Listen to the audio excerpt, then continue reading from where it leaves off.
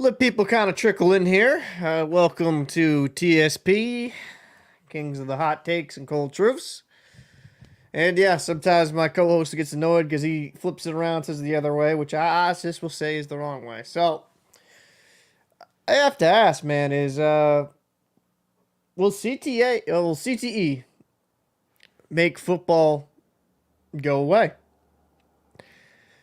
It's kind of an interesting situation that we find ourselves in now. Is we all love football. I mean, most of us like football. We all like high collision sports, not just football, like hockey, you know, you kind of name it. Pretty much every sport has some type of physical contact. I mean, even basketball and soccer, you will have collisions with other human beings. That's just within the nature of sports.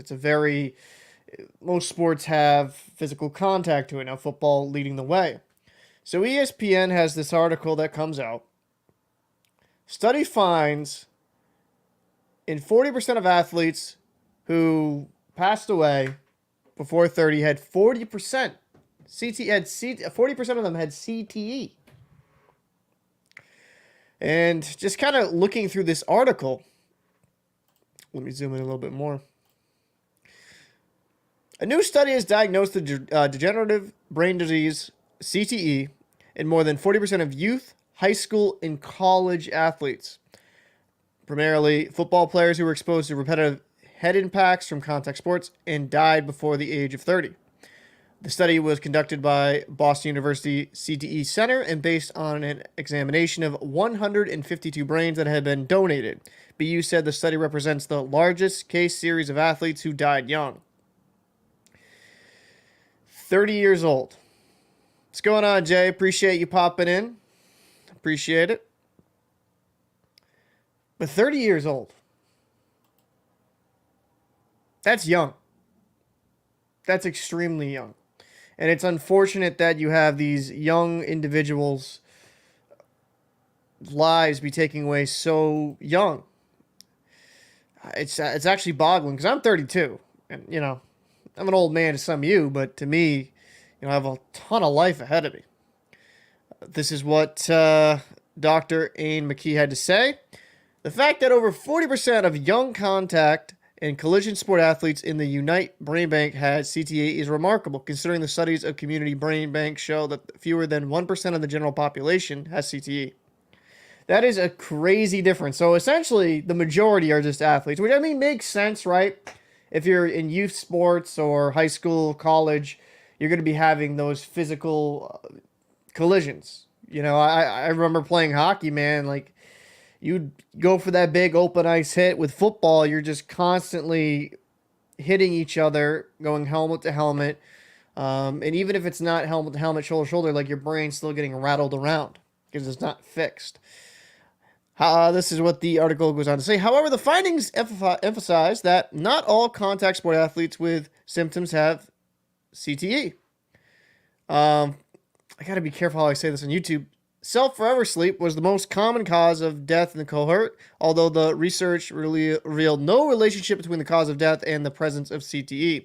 There was also no statistically significant differences in any clinical symptoms between those with CTE and those without. Symptoms such as depression, apathy were reported in nearly 70% of athletes, despite almost 59% of them not having CTE. So is that just kind of like maybe a different effect? That's kind of interesting.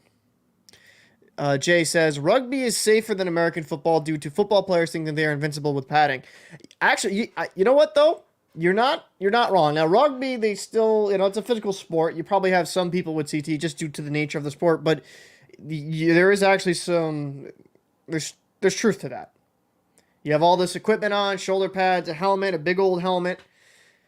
You're like a human battering ram.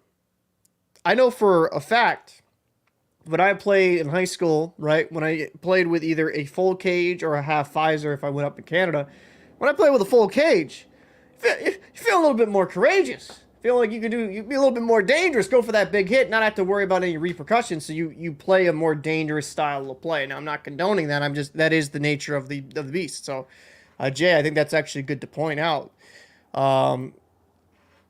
But that is actually mind blowing. Even with athletes not diagnosed with CTE, 70%.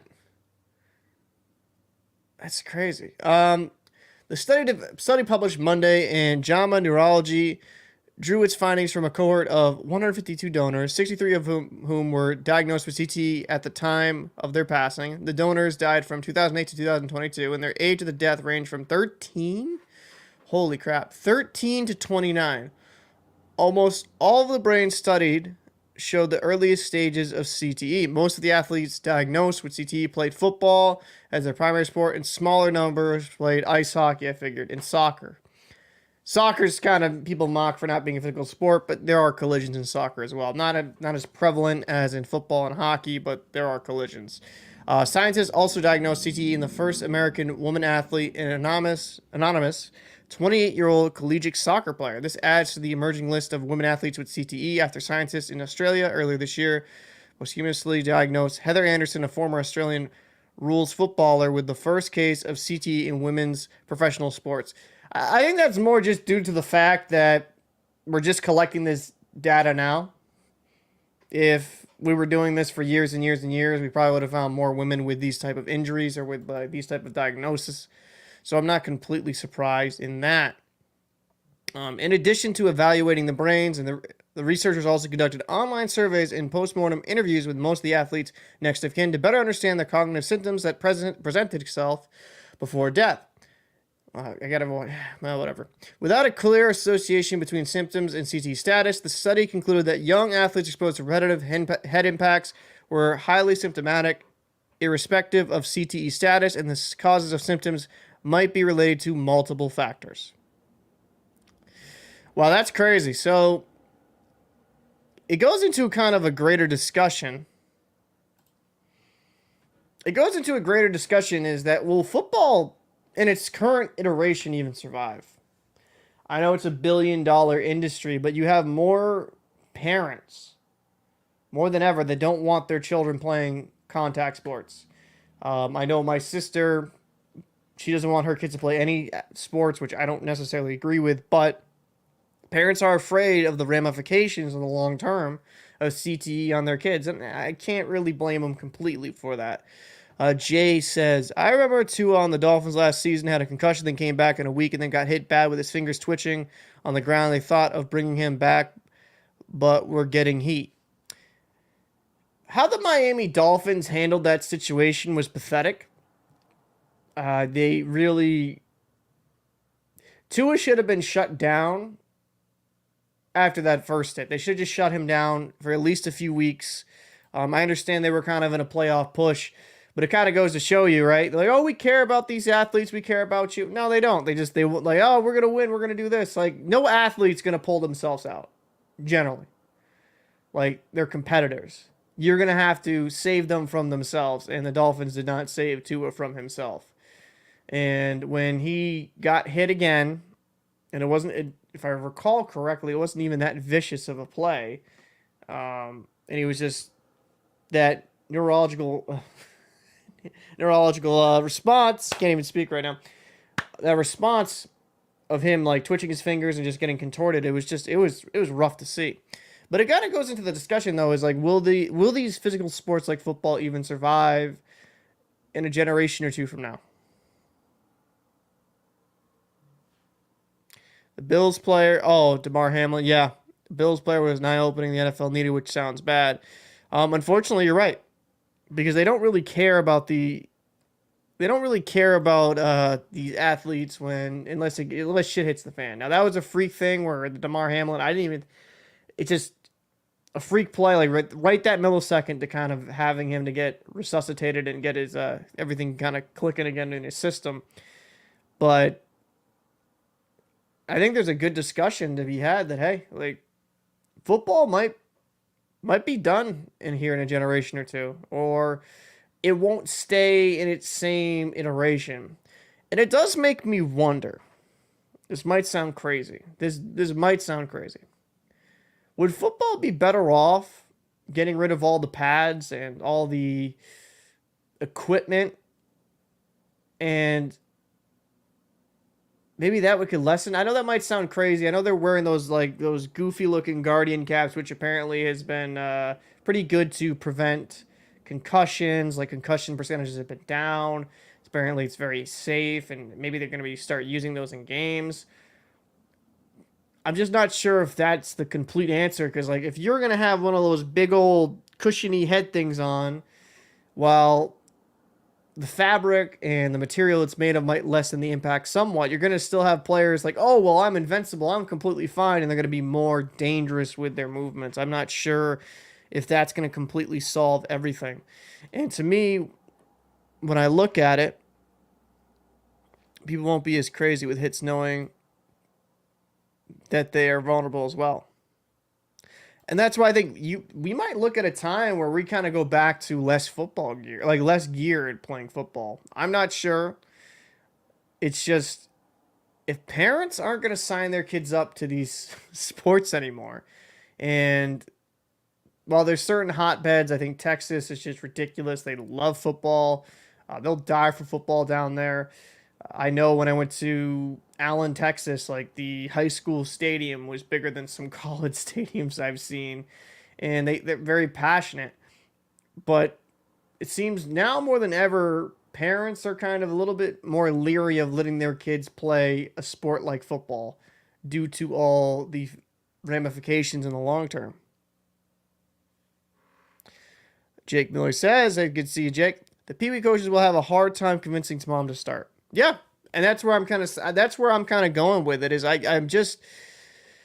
think we're going to be in an era that football might lose a little bit of its popularity or maybe a little bit of its population just due to everything that's kind of surrounding it. You know, the optics weren't great when that movie came out with Will Smith, and NFL was not happy. Optics weren't great there. They had information that they weren't sharing. NFL didn't take care of a lot of former players, and kind of some unfortunate circumstances happened due to that. But even outside of the NFL's mistreatment, just having these players go on these massive rampages or, forever sleeping themselves, or just dying at a very, very young age. If I'm a parent, do I want to have my kids exposed to that type of situation? Do I want my kid to get brain damage? No. So I'm going to be kind of interested to see what exactly the NFL does so they can kind of go in a new direction. Jake says, Ohio is even dropping in numbers, and they have the most NFL players per capita. Some D3 high schools are playing 8-on-8. That's insane. Why am I getting so many, like, random fucking phone calls?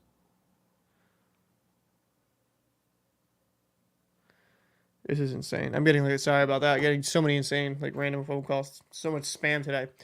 But I think when it kind of comes down to it, I think football might be done here soon. Because how can you justify as a parent to putting your kid out there and down the road they get CTE and they do whether that just changes their personality, they deal with mental demons, or maybe they just lash out and they're more volatile. I don't know if that's something that's just really worth it. I think they're gonna have to find something. I think the Guardian caps is where they're gonna go with it. They're trying to probably have that starting to be a real thing in games, but I just believe now if you have those in the game, while it might help initially, I don't think it's going to be completely solve the problem. You'd probably be better off just maybe, having guys with less gear so they don't feel like they're human battering rams. Now they have done.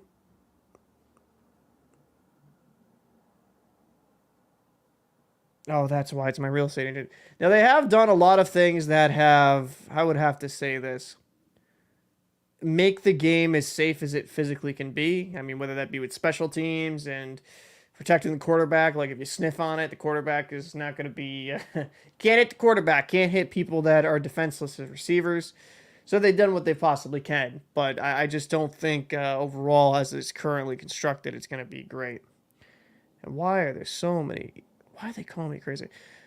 Jake says soon hockey will be killed off by moms and soccer will ban headers, in my opinion, as well.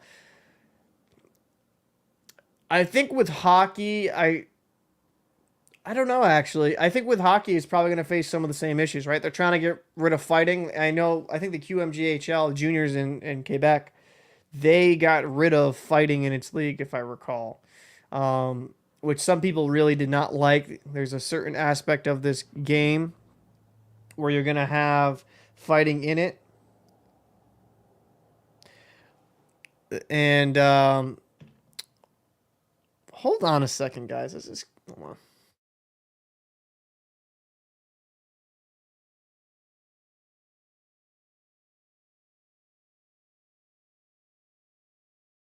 Sorry, I'm just getting my phone's getting blown up. I don't know what the hell's going on here.